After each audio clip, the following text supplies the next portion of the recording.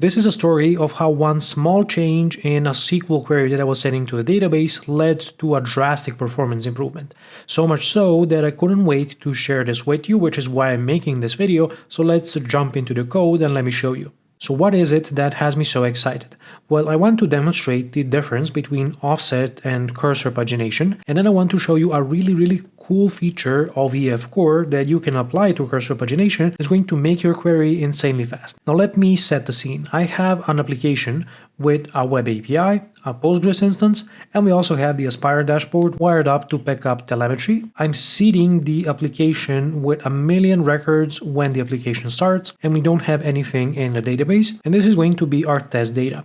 And then I have one endpoint here, the offset pagination endpoint, and this is your standard approach where you pass in a page and page size. This has been done 1 million times, so I really don't want to spend a lot of time on this. It boils down to doing a total count so that you know how many pages you have. You can even omit this step if you don't care about this, and you're going to get a slight performance improvement because it's one less query to the database. Then you do a skip and take, and this gets translated to the proper SQL, and then you can return some metadata in the response with the current page. Let's start the application and test this out real quick. I'll send a GET request from Postman to the API/usernode/offset endpoint, and I won't specify any query parameters. This will give me back the first page out of 10,000. You can see the total count is 1 million, which is how many records I have in the database, and the page size by default is 10.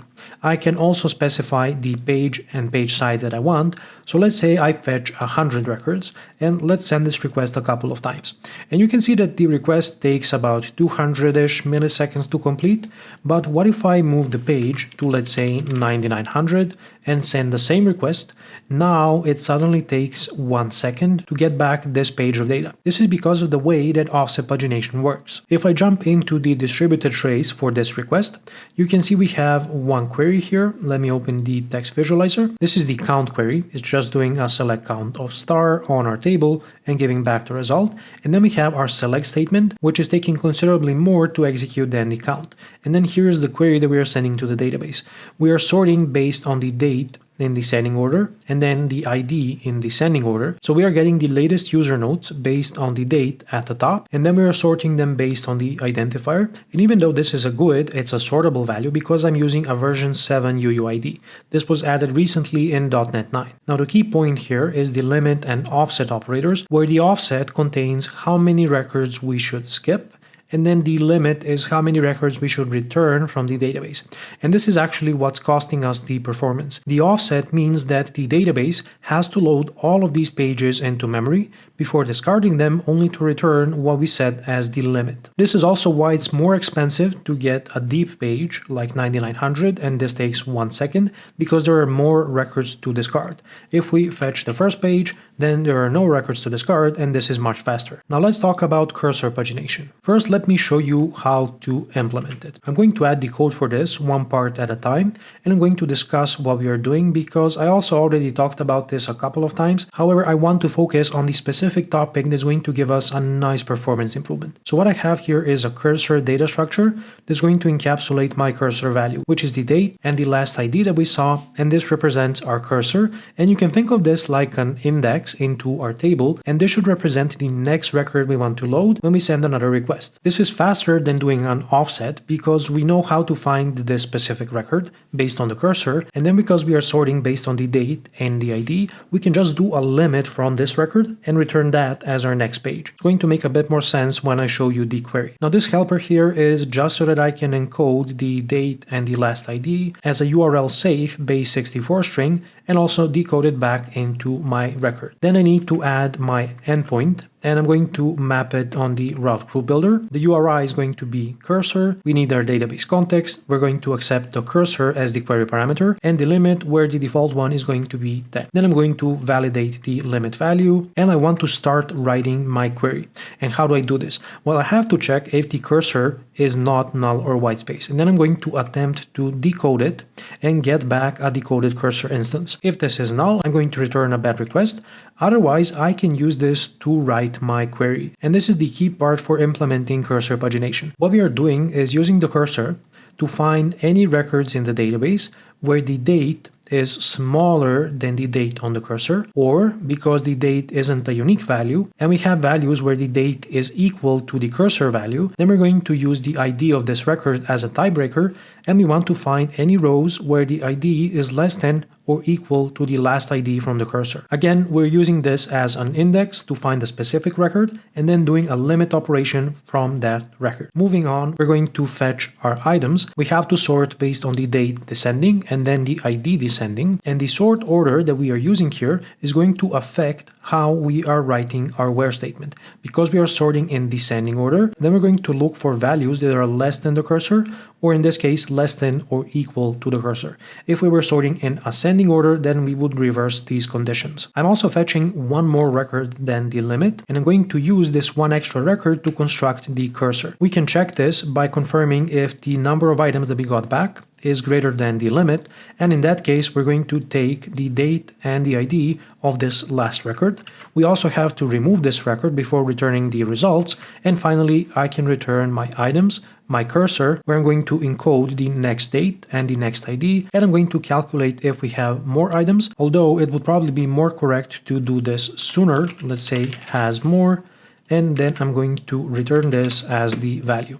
So now let's start the application and test this out. I have a request here lined up that's going to send a GET request to the cursor endpoint that we just added, and I set the limit to 100. So if I send this request, and let's send it a couple of times for good measure, you can see that the response time is significantly lower than when fetching the first 100 elements with offset pagination.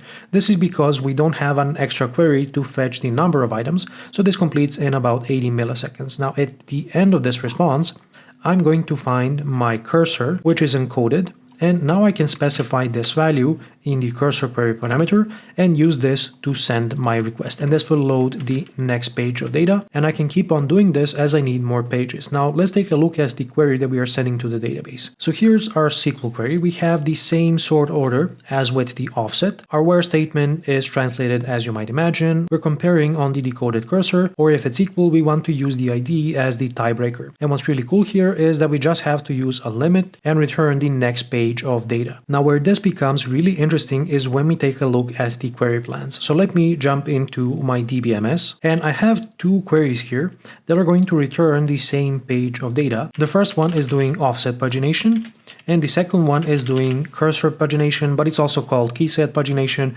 Doesn't really matter which name you use, the idea is the same.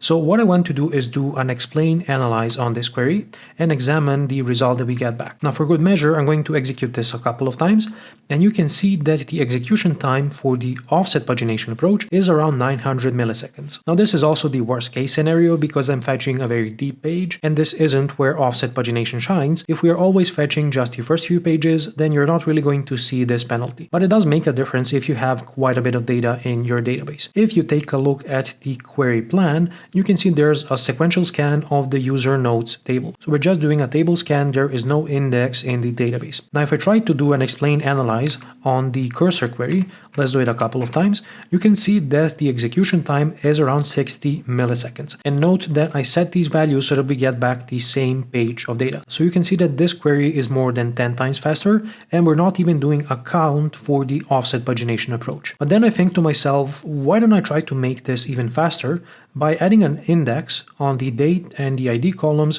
in descending order. So why don't we do that? I'm going to add the SQL that's going to create this index. I'll say create index, give it a name, specify that it's on the user nodes table, and the columns are going to be date in descending order and ID in descending order. And I'm doing this to match the sort order in the order by statement in both of our queries, which is going to allow them to use the index. So let's create this index. It's going to take a few moments, and I'm going to comment this out, and let's execute this query again. I'll run it a couple times so that the execution time is more constant and that we get some benefit from the page cache. And you can see that we managed to reduce the response time to 500 milliseconds. So this is not a bad improvement for just adding the index. In the query plan, you can see that we are doing an index scan on our new index, which is great. But if I try to execute the cursor paginated query, you will see that the response time is drastically worse. So what seems to be the problem? Sometimes the response is even slower than with offset pagination. So by adding the index to make this faster, we've actually made it worse. And this led me down down a deep rabbit hole to figure out what the actual problem is, and I did manage to solve it, which is the entire point of why I'm making this video. The essence here is that we have an OR statement, and because of this, the query planner isn't able to properly use this index. Now what's really cool is that Postgres has an alternative approach that allows us to specify the same where statement in a different syntax. This is called the tuple syntax, and I can create a tuple around the date and ID columns in my row and compare that to the values in another tuple. So I'm going to copy the date and the specific ID that I'm using for the comparison. And if I try to execute this request, you can see that we get the response back in under a millisecond. So now we're properly using our index, and notice that we aren't filtering out the records. You might have missed this detail in the previous example. Let me just revert back for a moment. Take a look at this statement here. It says rows removed by filter 900,000. This means that we're scanning the entire index to filter out all of the rows that don't satisfy this, but with a tuple comparison, we don't have to do this, and we can properly utilize the index to use our cursor to find the specific row and then do a limit from that point on. So with the correct query and our index in place, the cursor pagination approach is almost 400 times faster. But how do we translate this into EF Core? The Postgres provider for EF Core has an extension method that you can use to specify a tuple comparison. So I'm going to write my where statement, and I will say EF functions less than or equal, and this should match the condition that we have inside of our query. And then I can say value tuple create and pass in my tuple items. So I want to pass in the date and the ID, and then I can compare this to another value tuple. I will say value tuple create, and I'm going to pass in the decoded cursor date and the decoded cursor last ID value. And this is functionally the same as the previous query. However, in our database is going to be translated using the tuple comparison. So let me start the application and demonstrate this. Let me send a request with a cursor to fetch this, and you can see that the response time is a couple of milliseconds. And now if I look at the distributed traces, and I'm just going to pick the last one and observe the query that was sent to the database, you can see that we have a tuple comparison, which is the variant that can properly use the index that we just created. And this gives us an insane performance improvement compared to offset pagination, but be aware that in most cases you only really care about the first few pages, and optimizations like this might not be necessary, and we didn't even mention the drawbacks of using cursor pagination. So if you want to learn more about cursor pagination, then I recommend that you check out this video next. Also take a look at my new course that deals with REST APIs, where I covered this in depth, and I also showed how to combine it with hypermedia to get the most benefits. Thanks a lot for watching this video, and until next time, stay awesome.